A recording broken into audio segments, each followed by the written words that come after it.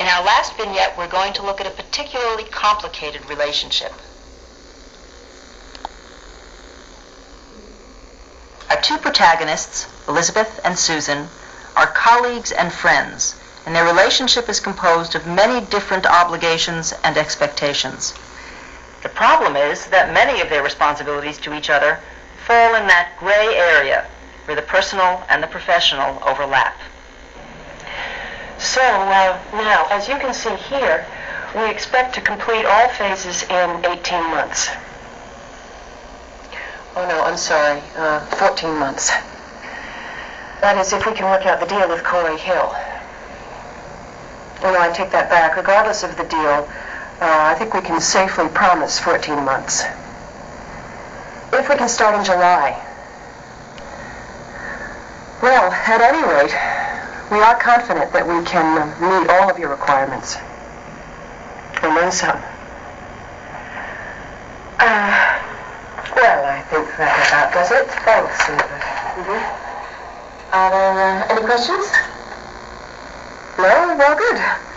That means you can start having a little fun. John Stryker is going to take you on a quick tour of our new wing, and then we'll have lunch.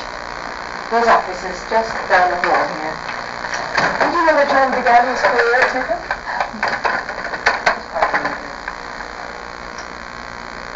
Hi. How are you feeling? Did you see the doctor? Right, yeah, you told me that. I just finished. It went. I don't know, it went. Oh, I don't know. By the way, she gave me my evaluation earlier today. Well, she was pretty good. No, she wasn't bad at all. Okay.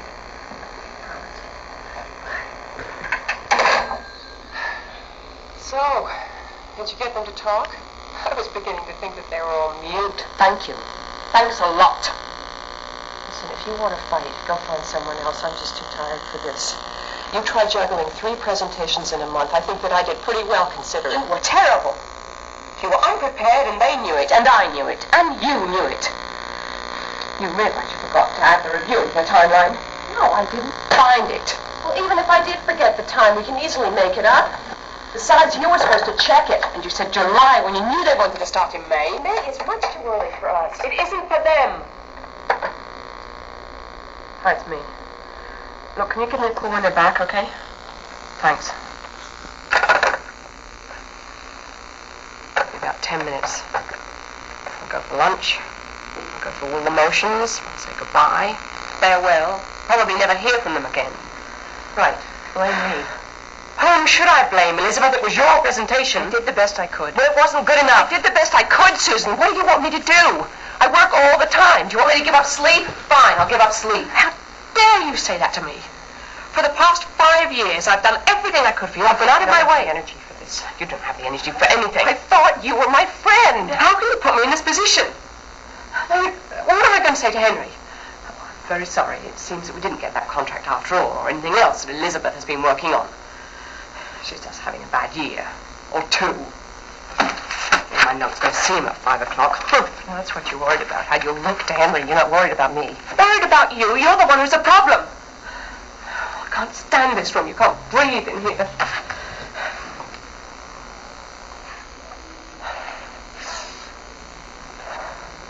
Anyone else in my position would have... Would have what? Fired me?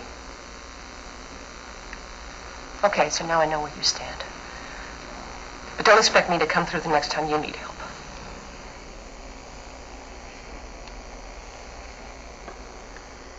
You just can't stand working for me, can you? You're taking advantage of our friendship while a whole department suffers, while a whole company suffers, and you know it's suffering, don't you? It's unfair. It's unfair to everyone else who works here.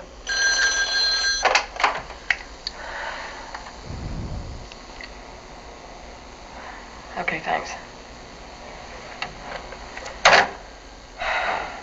We're to meet them in the atrium instead.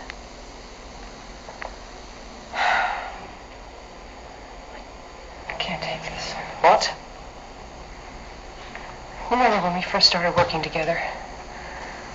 I told you I was worried. I told you I didn't think I could take the competition, the pressure. Do you remember that? And you convinced me to stick it out. You told me to be positive. What are you getting at? That it's my fault? Yeah, that doesn't matter. Listen, you're going to want to change this. What is it? It's my evaluation. Good attention to detail, strong organizational skills, very creative, lies. I was trying to protect you. Protect me? You wouldn't survive a bad evaluation, not with your reputation. No thanks. Listen, I haven't signed that yet, so you can rip it up and write another one. Well, I have to go. I have to see Bill. I wouldn't do much good here anyway. How is he? The same. I'm sorry. Thanks. And the kids? I really do have to go. Look, Elizabeth, we'll talk tomorrow, okay? Yep.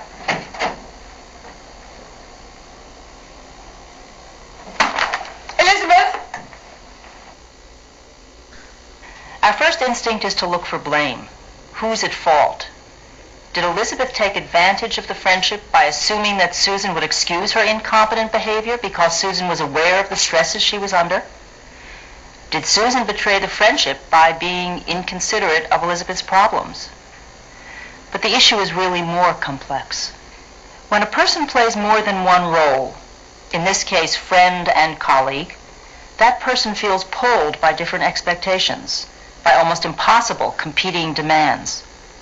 Can Susan be a good friend and a good boss to Elizabeth? Can Elizabeth be a good friend and a good subordinate to Susan? Or did they set out from the start on a course that would inevitably lead to an ethical dilemma?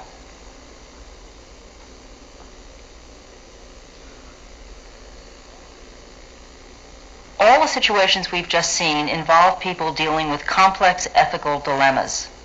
In every case, there are competing claims. How to be a good friend and a professional boss. How to speak truthfully about negative developments and still motivate employees. How to balance what may be conflicting obligations to your organization and to yourself. In some cases, competent anticipatory management could have prevented ethical problems from occurring. In other cases, organizational policies and guidelines could have prevented personal and professional crises of employees. But ultimately, every person in an organization must define his or her own responsibilities and values, and then decide how to manage competing obligations as effectively and compassionately as possible. You can't leave ethics to anyone else.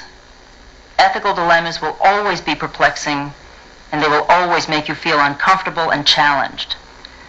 But by thinking about what you do believe and value, and by learning how to identify competing claims and how to deal with them, and by thinking about these things now, in non-crisis times, you'll be better able to handle ethical problems when they come along. I'm Barbara Toffler.